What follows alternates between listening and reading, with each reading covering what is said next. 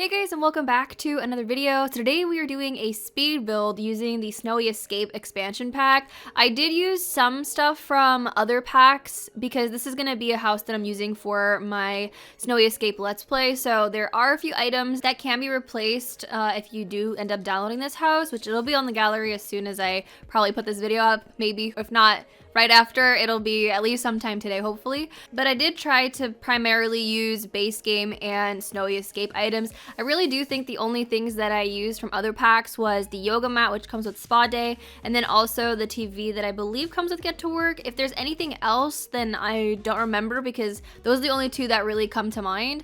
But let me just tell you, the struggles that I actually had building this house, I don't know why. I had like this whole plan envisioned in my mind, and to get there, it was an extremely bumpy road. I definitely wanted to make use of platforms because obviously it's something new in the game, and I think that there's so many creative things that you can do with it. I've seen people make functional bunk beds with it, which I think is so awesome, and I definitely will want to do that in the future at some point. I don't know when or where or what build, but it's something that I'm definitely looking forward to because I just think it's so cool. Like you can actually just make so many more things and be more creative with your builds, and just being able to have split levels is so cool as well. So I had so much fun, although I did have some frustrating moments with platforms because I thought I could do a little bit more than what I thought. So what I was originally trying to do with this house, I was gonna have like little platform steps going to the house,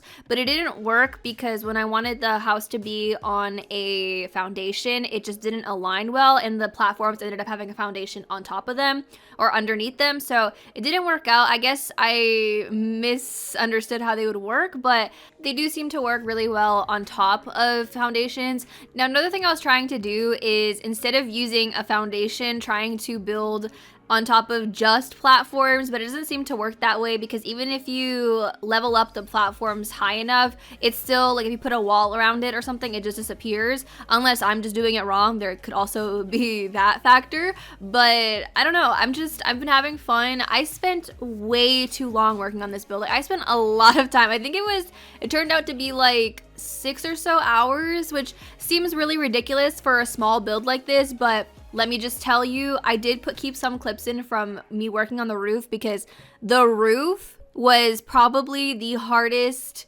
part of this build for me. I had, I think, 4 hours of footage recorded, and then I would pause because I was just so frustrated that I didn't know what to do. Plus, this build, I was the most indecisive Libra probably ever to exist because I kept changing colors, I kept changing like the structure, well, not completely the structure, but where Emika's room was going to be, and everything ended up working out in the end, thankfully, because I wanted this build to work so bad that I was like going to the ends of the earth until I could figure it out. But what I will say is that because my original floor plan didn't fully work out, the more I had to expand upon it, the more I liked the build, and I was able to arrange it so much better. Like, I absolutely love where the kitchen and the living room is because they were supposed to be swapped, but because I made that space a lot larger, it worked out so much nicer, and I think it just puts it all together. And I love platforms. I think it looks so nice because once I put that room as a platform, and then you can kind of walk down to the kitchen.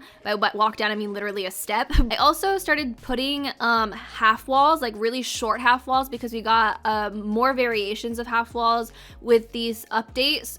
With this update. So I ended up putting half walls where the platform was ending, and then when I went to go test the build, apparently they can't walk over it, which I guess makes sense. I just thought that it would kind of give a little like step illusion, but it just wasn't working out. So I was just like, okay, I'm just gonna get rid of that, which was actually okay because then I found out later on while I was building that you can actually change the trim of the platforms, which I was so happy about because you can just change it up and it looks a lot cleaner. Because there was like the actual platform has kind of like speckles on it or whatever. It actually looks like kind of like what's the word I'm looking for?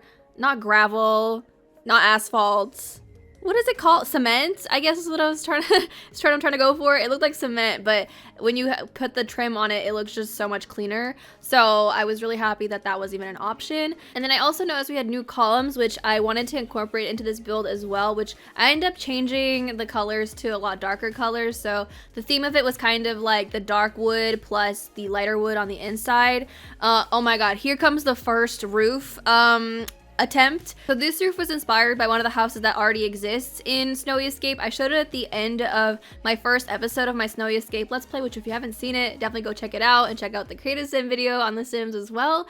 But let me just tell you, it did not work out because I didn't know whether or not I wanted to go for the flat roof, which would have been easiest, but I just couldn't make it look the way I was hoping I could in my mind. So now I was trying to go for more of a normal roof, which that attempt happened once. Then we went back to the flat roof. Then I went back to trying the normal roof again. It was kind of like back and forth, flat roof, normal roof, or platform roof, I guess you could say.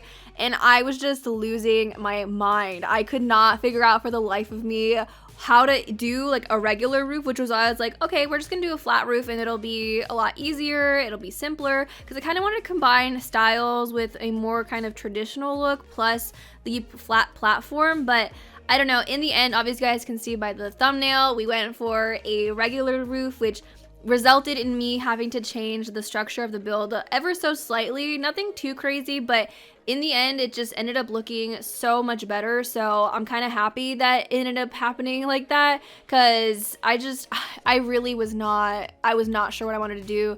And then at one point there was just like this one room sticking out of the house, and then there was just like a gap between two rooms, and I was just like, oh yeah, let me just cover it up with putting like bamboo in there so it just like doesn't look like it's off or anything.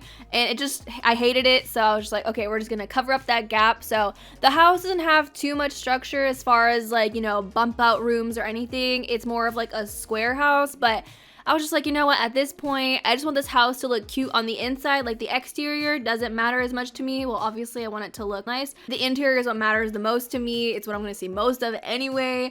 I don't think it's that bad. Roofing it was just literally a nightmare. So as soon as I had this situation figured out, I was super happy. I was just like, we're done. I'm not thinking about the roof anymore. It's over. I cut out so much roof footage because I did not want you guys to sit there and cry with me. So it was just not a good thing. So the front of the house, I actually really do like. I noticed that there was the, I don't know what they're called, but like where you put a fence and then right above the fence, it's like another like roof fence, roof ceiling thing. I don't know. I think it's called like a ceiling rail from what I saw within the video, but I'm not entirely sure. I ended up really liking those, so I put it up in the front and in the back. I don't know if it looks that good, but you know what? To me, it does, so that's all that matters. But I did want to take a quick second to talk about the build and buy items that we did get with this pack, because the buy items, I love it so much. I think it all looks so clean and nice, and just, you can obviously see that throughout, you know, the years that the stuff that just keeps getting better and better, and I love it. I do wish that we got like a toddler bed or something, because I was really happy that we got one with eco lifestyle, so I wish that was like another added bonus, because I feel like the beds that we have are just so like plain and basic, and the eco lifestyle one just like really changed the game for me as far as beds, which I was gonna include in this build, but I was just like, I'm trying to stick to a mainly base game and Snowy Escapes. I will also say that I got extremely happy when I saw that there was new kitchen stuff, because I don't know what about it is just like they don't want to keep making kitchen items, and I feel like that's the one thing that a lot of simmers, especially builders, want in the game is new kitchen stuff, because it's just there's like not many to choose from. I mean, I guess over the years we've gotten quite a bit, but like not to where I think we should. Like we've gotten quite a bit of bathroom stuff, but kitchen they've been slacking on, and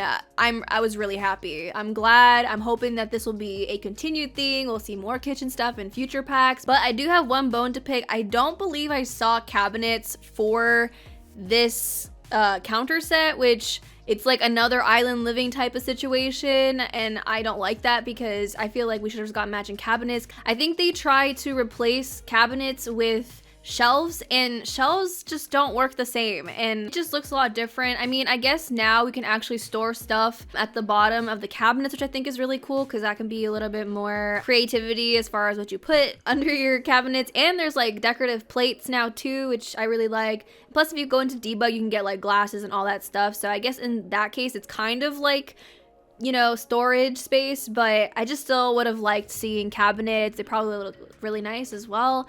But in my kitchen, it didn't really work out putting them in there anyways, which I guess was okay. Also, I did notice, I don't know if anybody else has seen this, but there is yet again another activity table. If you guys know what I'm talking about, for a lot of packs, there's like this one activity table where the kids just draw on or whatever, and then with seasons it came out and you could like do like other crafts and stuff for the seasons. And I'm pretty sure we just got one with eco lifestyle as well. I don't understand like why we need so many, because for one, I don't see my kids really using it all that much, and I don't think I need that many different variants, you know what I'm saying?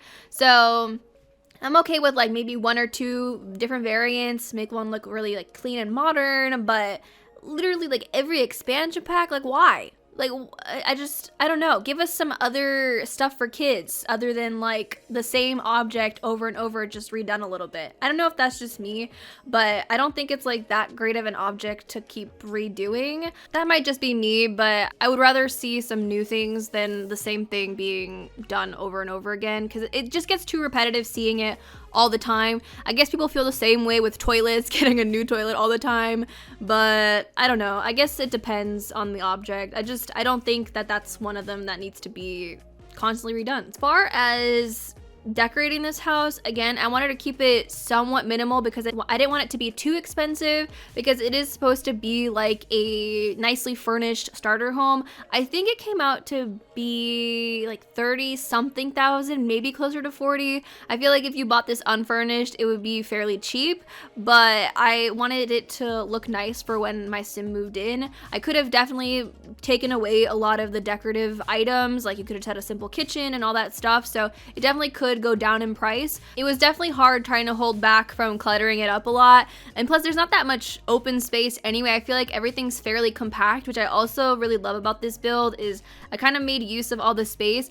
And if you guys noticed, I did take out the little dining room table that was in the kitchen. Well, by dining room table, I mean like a small little table.